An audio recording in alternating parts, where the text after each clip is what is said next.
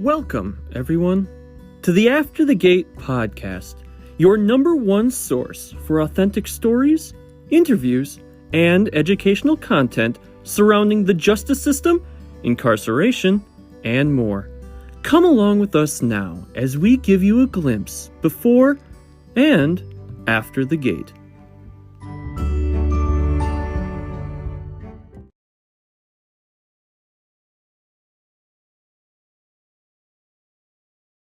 Welcome to the After the Gate podcast.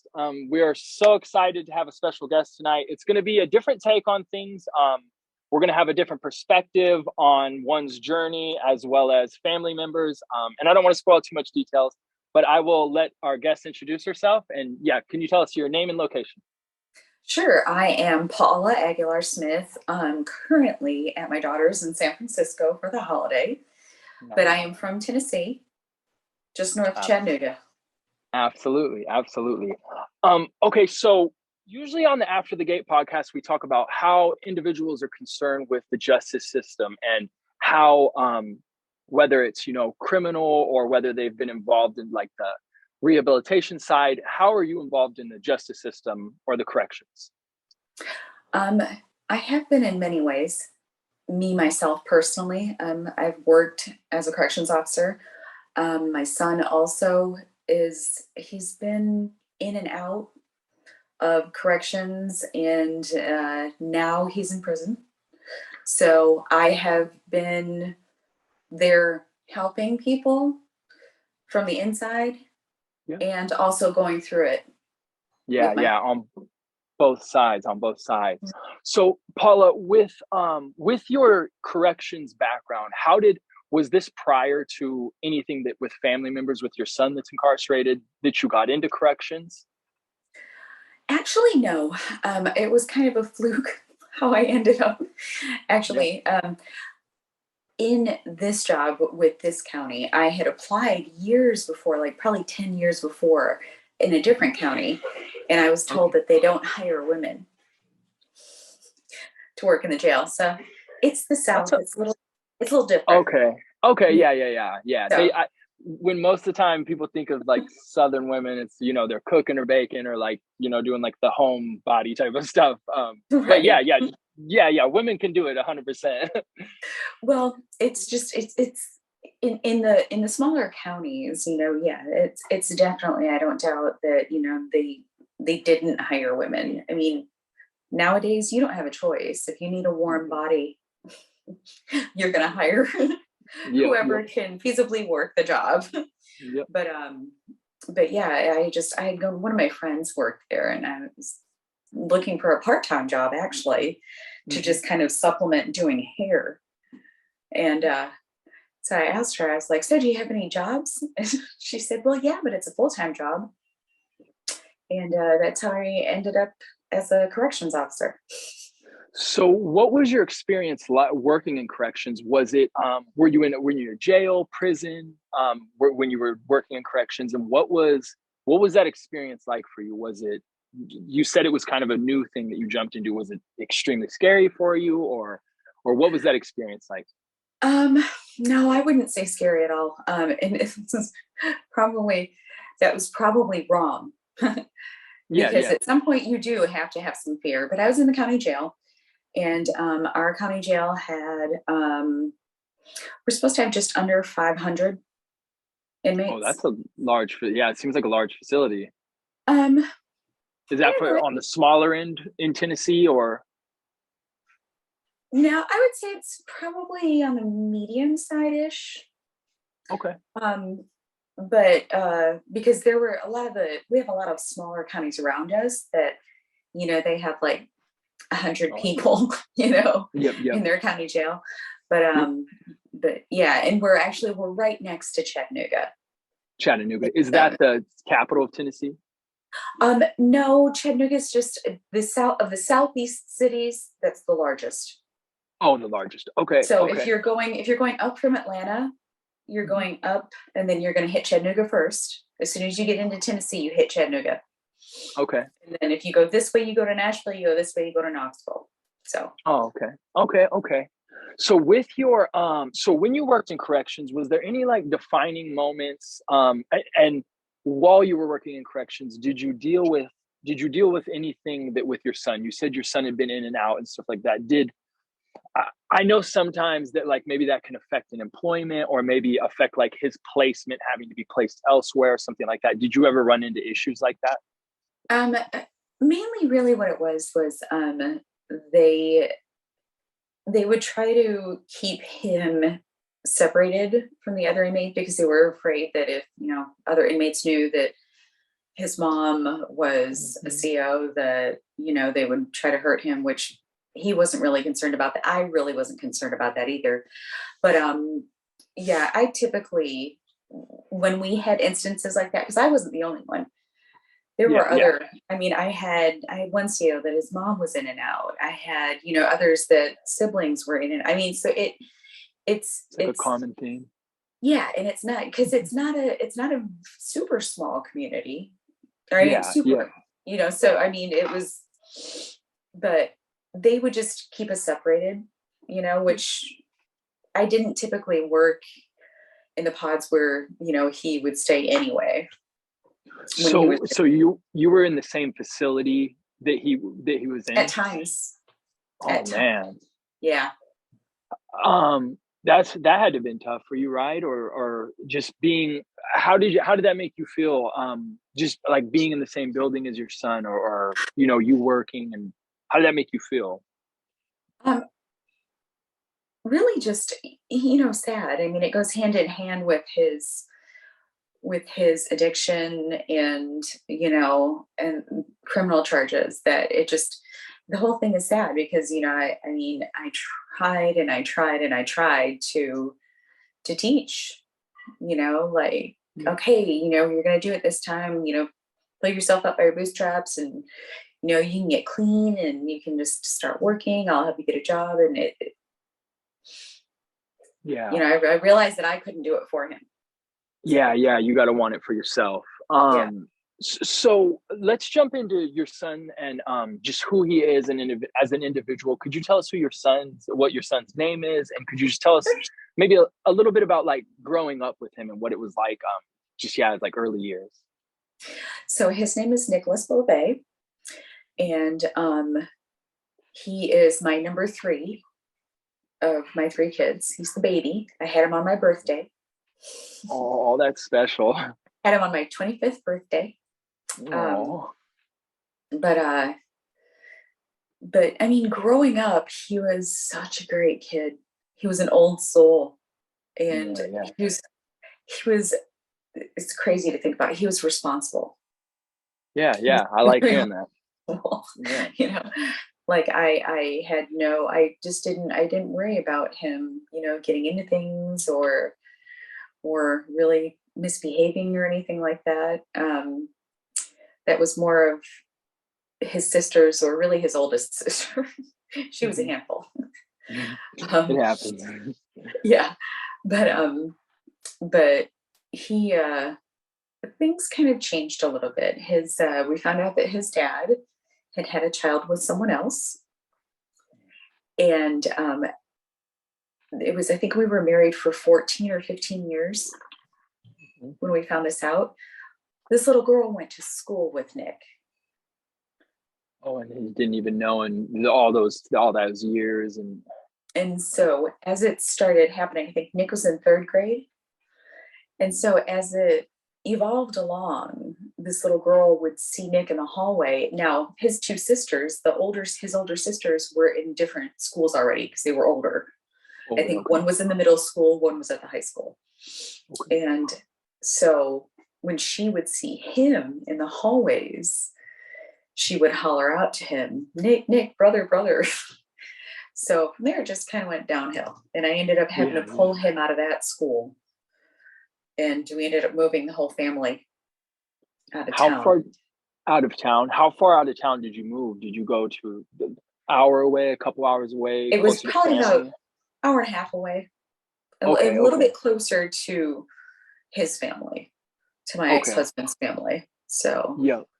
What was it like picking up your life and moving for you and your kids? Was it like, no, we don't want to go? Or was it like, no, we're ready to leave? I think at that point, because of the trauma and everything that we'd been through, we're like, let's just go. Just go You start know, let's fresh. just go. And I Mhm. think honestly, so when we moved, I think that's when Nick started dabbling a little bit, you Mhm. know, with some of the other kids down the street and stuff, with just like weed, you know. Yeah. But I think emotionally and everything, that's kind of where things started going a little bit south for him. Yeah, yeah. Was it like you said, growing up, like his childhood and everything, he was like you said, responsible. You didn't really have to worry about him.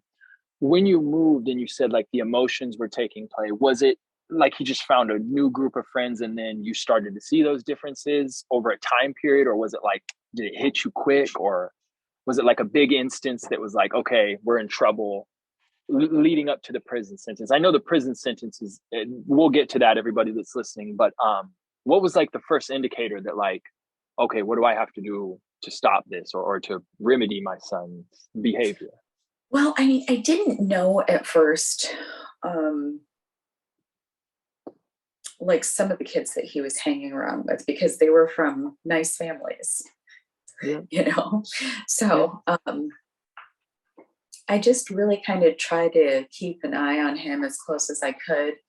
But I think there were so many strange things about relationships in our family, mhm. like with him and his dad, and well, all the kids and his dad, and his dad and I, and that, you know, things were just, they were harder to deal with, and you could Harder to tell it deal with. affected everybody, Yeah, you know. yeah. It's not easy. With your son's negative choices that he was just leading up to, can you give us just a little bit of description on maybe the event that led up to his incarceration, or yeah, like his initial jump to what shocked your family? Like, had your family experienced incarceration before that, any prison, or like any family members where it was like, okay, this is a norm to us? Or was when he got sentenced, it was like, this is intense? Well, like I said, he had gotten in trouble, you know, with little misdemeanors, dumb little things, you know, shoplifting. Yep. I think one of his first was like an open container. Um, you know, just like I said, little things, not Small anything. stuff. Yep. Yeah, not anything like this. This was his first felony. Yep. And it this whole thing has been just off the wall, really, for all of Yeah. us. Yeah. And then at his sentencing hearing, my mom came from Florida, and then my daughter, who I'm here with now, came from San Francisco to come and attend and testify on his behalf. And I know my mom was just, she was just heartbroken when she heard really the list of his priors, and that really, that broke her heart. But Yeah. I had Yeah. been there through all of them, so I mean, I knew. Yeah. Yeah. With Had she never experienced anything like that, having to testify or going to court for anything like that? This was like her first Right. Well, experience of it. we ended up having her just write a letter. We didn't end up having her testify because she's not from here. She's from Venezuela. Yep. Yeah. Okay. So there's a language barrier. And then, I mean, she's had a couple of strokes. So, like, all that on top of it, you know, we just thought, well, it's probably not a good idea to put her on the spot, because it would just be too difficult. So just Yeah. Yeah. Marissa and I ended up just doing that Yeah. ourselves. So. W- how was that for you when you did testify for your son and on his behalf? Was it like, what was the feelings? What were the thoughts that were going through both your guys' heads? If you can speak for your daughter as well. Honestly, like, I think our biggest fear for both of us, she and I, were saying the wrong thing. You know what I Yeah. mean? Yep. Like saying the wrong thing, you know, and just making things worse. Yeah, yeah, yeah. Digging the grave a little more or something. Yeah, yeah. I Right. understand it. That Um, was the absolute worst. yeah. Do you feel that happened to you at any point during it, or do you think everything went as smooth as it should have been, or how it should have Um, went? I think we did. I think we both did really well. There was something that the DA had said about something that she had said, and that kind of upset her. Hmm. But we just reassured her that it was still not anything that she said wrong. Yeah, yeah, yeah, You yeah. know, That's their that most. Yeah, yeah. Prosecutors, that's their job to point out the yeah at every capacity. I feel like with twist no anything you remorse. can. Yeah, yeah, with no remorse and no Right. feelings most of the time. Yeah. So okay, so with your son going through court proceedings, what was the end result after the trial, after everything that happened with him? What was the crime that sent your son to prison? It ended up being voluntary manslaughter Hmm. because we do not have involuntary manslaughter. And it was nolo contendere. I don't know if you're familiar with nolo Could you contendere. no, could you repeat that one more time? Nolo contendere, Okay, what is that? it means I'm not admitting guilt. Oh, okay. Like a, I So it think was a they have plea another. bargain. He plea bargained down to that. Okay, okay, so that he didn't have to end up going to. Was he at trial when they offered that deal of like? Actually, they were going to trial. And this is actually, I think he and his lawyer, talked with the DA and actually asked them, will you accept this? Oh, okay, and And they did. So what was the deal that they offered to the DA? to to plea it down to voluntary manslaughter, which To is the what volunteer. they ended up agreeing on. And Okay, it came, actually, it was, they originally charged him with second-degree murder. mhm. So could you don't have to go into super big detail into the story with it, but could you just give a brief description of how the second degree murder charge came to be and just what was surrounding it? Was this something that you saw steps leading up to, or was just like son, what happened? Where can I help? Mhm. Um, well, when he was first brought in, they brought him in to question him, and he went willingly because he's like, well, I mean, I didn't think anything of it. He said, I just, Hmm. thought I was helping. So he went in, he didn't lawyer up or anything, and he went ahead and told them what happened. And what happened was some guy had texted him, and it wasn't a friend of his, it was just some guy that he knew. And he was like, hey, do you have this? And he's like, no, but I was going to get some, but I don't have a ride. And he's like, well, I'll come get you. So he went and got him. They went and got it. He went and dropped him off, and then the guy went home. And then he used something else happened in between, but evidently whatever he used, it killed him And he passed away from it. Okay. at home. Yep, yep. So yeah, your son wasn't there. Your son was back home, and so with that voluntary manslaughter charge, what was the time that it carried that he's sentenced to, and what is like here in the state of Minnesota? If you go to prison, they do 2/3 inside and then 1/3 on supervision. Is that the same for him, or what's it like for his situation? Okay, so here, what it is, or what he was sentenced to. Like she had different options, and he has appealed this one, but we'll see where that goes. But Mhm. she sentenced him to 9 years at 33 or 35%. Okay, 9 years at 35%. Okay. so he has to at least do 35% in, Mhm. and then he would be eligible for parole. Okay. So So how many years has he been in since the incident happened that he was sentenced? he's been in for almost 2 years now. So Almost 2 I years. mean, actually, yeah, I mean, he actually only has approximately a year. See, like my mom keeps asking me, like, when is he going to get out? When is he going to get out? We don't know. And you really kind of can't know. I told her, I explained to her, you had to have a crystal ball to know something like that. Yeah. There are too many ifs, what ifs, maybes to be able to know, like exactly what's going to happen. We don't know. Yeah. They really have like hold of him the entire 9 years until they say otherwise, right? Like if he had an incident in there, it could get longer or things as such. Right. I mean, like they could. Praying not. Right. And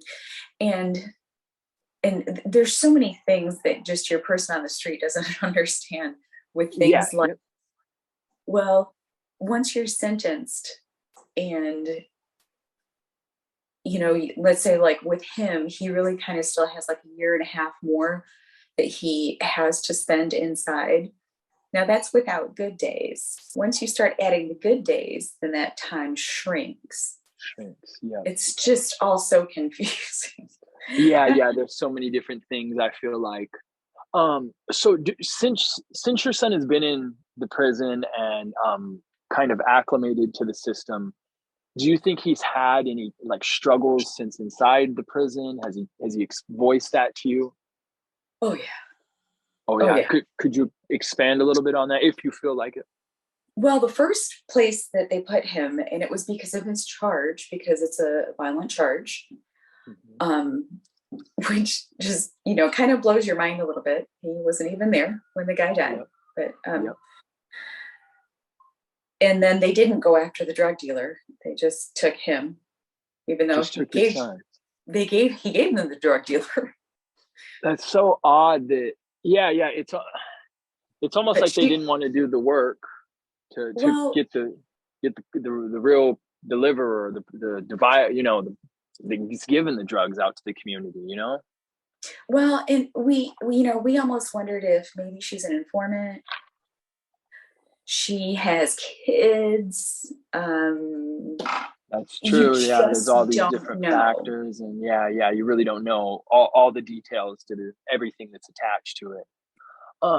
Okay, so with your son, what about for you? Your son being incarcerated and being inside prison, has this been a major struggle for you? I know it, like you said, it's affected your family, but let's say there's a mother out there going through the same thing as you. Is there anything that you could tell her that's helped you cope with what you're going through? And I know you don't have all the answers too, but how have you been able to deal with this so far? Because a lot of the time, mothers are going crazy trying to figure out, how do I visit? How do I write? How do I do all these things? How's been the past couple years tending to yourself? My gosh. Honestly, like I wasn't worried about him, in the county jail, but like the first pod that he got into in prison was called the hellhole, because that's where the rest of the murderers and the gangsters and I mean, he was in a bad place. He finally got moved, which is better. But my mom asked me all the time how he was doing, and it's like, well, he's in prison.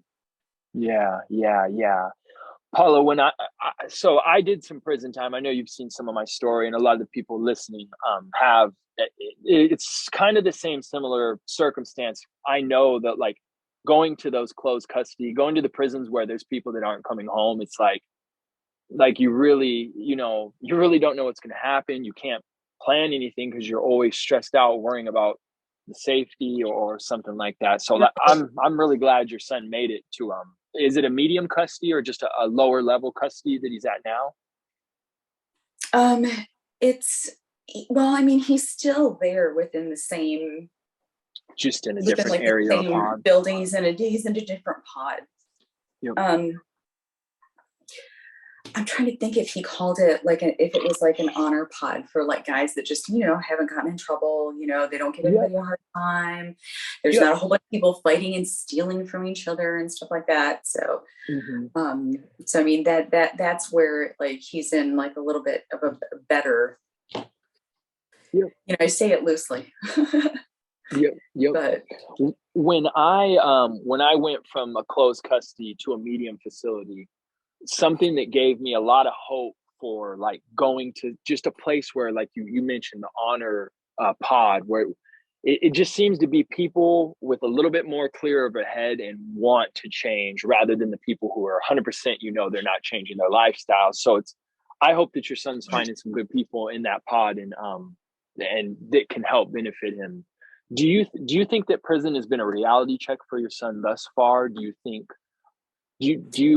I don't like to ask the question, do you think he'll go back? Because he's not going back to prison, but what do you think life will be once reentry comes? Do you think it's going to be a battle for him? Do you think it's going to be like, it's not going to be easy? What's life going to be? And how can you prepare for that? Or if you haven't yet, are you just waiting to? Well, no, I mean, because there was also, just a shred of a possibility that he could have gotten out at his sentencing if she would have said, okay, we'll go ahead and, he's already done this much, so we're going to give him credit for this. So we're going to go ahead and let him, be out for so whatever, right? There was a bit of hope that he was coming home. Right. So, I mean, we had talked about like where he was going to go, what he was going to do. I was trying to line up, rehabs and stuff. But the thing is especially even then, by that time, he had already been in jail for like 14, 15 months, I think, at least. Okay. So he didn't have to detox at all. He wasn't ready. He was clean at that point. If anything, it was just like a halfway house then that we were talking about.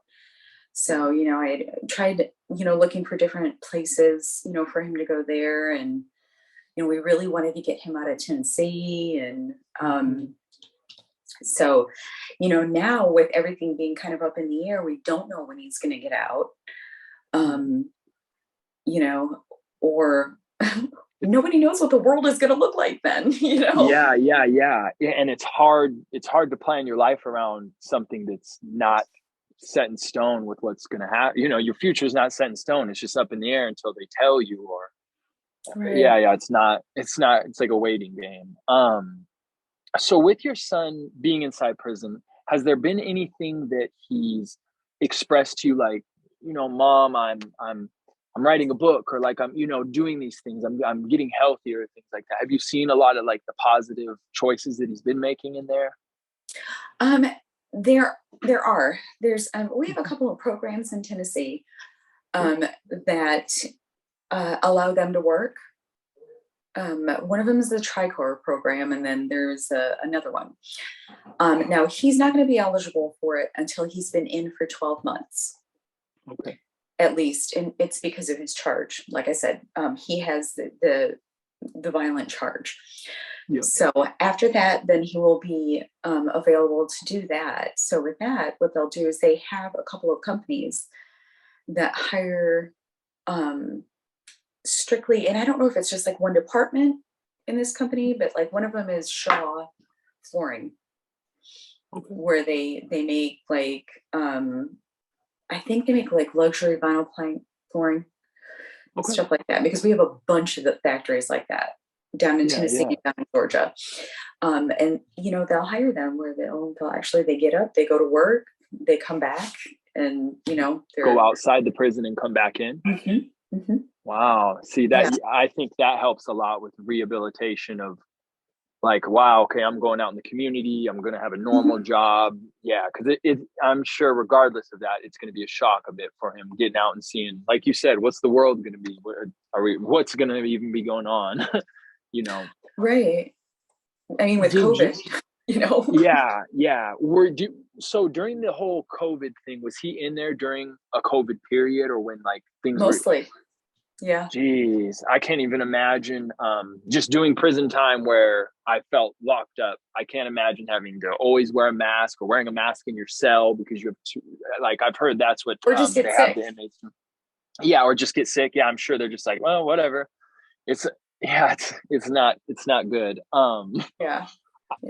So with the reentry that you've been planning and stuff like that, it's all up in the air. What about like a support circle for him? Does he have any like mentors, or is there anybody that I always ask people this that are going down like a bad path, like who do they most look up to? Like who's your son's hero? Like who is the number one person that maybe he wants to be, or whatever he's chasing?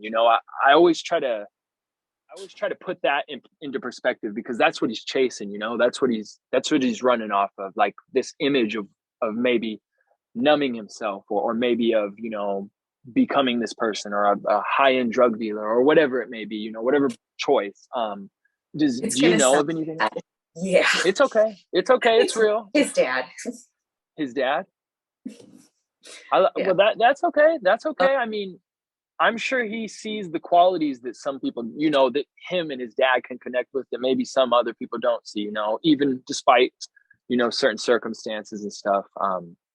I'm sorry that leads him to, or to a bad place, or bad decisions, or bad thinking.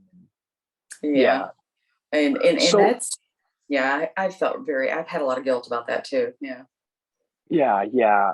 Okay. So Paula, what are you doing like nowadays in your life? Like as a mother that has an incarcerated son, what do you do to keep busy with yourself? What do you do to handle the stress, that cloud over your head of who knows when he's going to be coming home? And the constant worry, I mean, I pray a lot every day, all day long. I do. That's good. But I'm actually ministering to the women in our jail, the jail that I used to work at. So I'm going in once a week, and I'm going to the girls that are the trustees that are in the dorms, and working with them to better their self-esteem. I'm going to work on beauty tips with them for when they get out, and I'm going to work on everything. I'm going to work on interviewing with them. They have asked to make, which we had done this before when I was a corrections officer there, have been letting them make cards to send to their kids for Christmas and stuff like that. So that's so cool, Paula, that you get involved in that stuff. Because I think of it all the time. People that are getting out, and they get out into this world where they, like you said, even beauty tips, just taking care of yourself and kind of making yourself look presentable for a job, and interview, and doing all these things. Like these, you're doing God's work. It's good. Well, I mean, even when I was a corrections officer, I told them, I said, and I know not all corrections officers do this, but I said, I'm not here to put my thumb on you. I'm here to help you not come back to this place. Like, especially, like, I did a show of hands last week when I was there. How many of y'all have kids? 90% of those, there was maybe one or two that didn't, and, and it's like, I know you don't want to be here. You don't want to be here. Right. And because I've got like a good handful of previous inmates also that are highly successful. They've got their kids back, and they're just, they're thriving. It can be done. Yeah. That gives the inspiration and hope for a lot of the people that think they're at rock bottom, never coming up. Right. Yeah. What do you think made you jump into, like once your son became incarcerated, you could have just like, okay, I'm going to push back. I'm going to get away from corrections. I'm going to go do something else. Like, why have you stuck around, and why have you given your time, your effort? Like, why have you done all this? Like, I know I can tell you're a good person, but why have you chosen to do all this while you're going through stress and trauma? And it actually helps. I like that. Yeah. You know what I mean? It does. It actually helps. I just, there's a bunch of people that I follow, between Instagram and TikTok and stuff that just some of the things that they say are so wise. If you want to make yourself feel better, you know how to make yourself feel better, make somebody else feel better. Make somebody else feel better. Yeah. Because I'll tell you what, if you can put a smile on somebody else's face, it's so huge. You know what I mean? It's got to make you feel good. But my grandmother used to go to the men's prison and minister to them. She did it for 30 years. She's got some heart. She's got some heart to do that. And I have always looked up to her. And so that's why, I mean, one of the things is I've never been one of those people that look down upon anybody for going to jail, going to prison, doing whatever. I mean, you know, they're people. Put your pants on just like everybody else. You know. But I love that, because that's the type of individual that needs to be in those facilities, not the people that are looking to punish them any further, not the ones that are looking to add that aid to them so they don't have to come back. Right. I love that, Paula. Okay, so I don't want to keep too much of your time, but we're thinking everybody that's listening out there, there's some kids out there that may be going through the same experiences your son did, maybe walked in the same shoes that I have, and maybe family members that are going through tough times in similar circumstances as you. What would you say to everybody and anybody listening out there, for whether they're beginning their journey into prison, beginning their first steps into county jail, as a mother, as a correctional officer? What do you have to say to those individuals to just not waste time, or what should they do, you know, get going? You know, the biggest thing is to thrive in life. I used to always tell my son, I just want you to thrive, you know, and that's what you have to do. I mean, really, it's the drugs are so bad. I mean, if you look, that's what, like probably 90% of the people that are incarcerated, it stems from that. From substance abuse or right. Using, And a lot of it also is I've got some pet projects that I have where I'm from. I'm from Cleveland, Tennessee, is where I live. Okay. And in Cleveland, we have a lot of drug use. We have a lot of homeless, and we shouldn't. Nobody should. Not in our country. We have too many people that are able to help all those people, you know, and it just, those things need to be fixed. We need to fix the mental illness so that people stop, you know, self-medicating with the street drugs. We've got to bring it all back. I mean, it's just, I think basic at the core, once, you know, everybody gets the right mind and the right mindset for taking care of individuals rather than punishing them, because I think that's what it is a lot, is just punishing and punish. And I think it's a profit for a lot of people too when they go to prison, I would imagine, you know. I've tried to explain to people the big business. And they're appalled, but it's a fact. And it's a reality everywhere in this whole country, from the littlest to the biggest. There's an incentive for sending people away. It's not a negative for the individuals that are doing it, I don't think, and not in every case, you know. But thank you so much, Paula. I just wanted to say thank you so much for sitting down and telling your story. I don't think this will be the last time that we're talking and everything, so definitely not. But thank you so much for having me. I appreciate it. Yes. I'm sure the audience has loved it. And then if there's any questions in the comments and stuff like that, I'll be sure to send you links after the show and everything, so you can check everything out. I'm praying for you and your family and your son, and you can tell him that I wish the best reentry for him, and tell him to keep focused on everything that he is and everything that those talents that he has for himself. Like, I think encouraging them so much, he's going to do awesome when he gets out and has a good support system like you know. So I'm trying. You're doing, I love what you're doing. I love what you're doing. Yes. Show them what I'm doing and tell them it's possible. It's just being vocal and being real. A lot of people out there are just waiting to hear your story or something similar to it, you know, and it can open so many doors, you know. Right. Awesome. That's cool. Yeah. Thank you so much, Paula. It's been a blessing. I hope Thanks, you have a wonderful Alexander. night. Thanks. Yeah.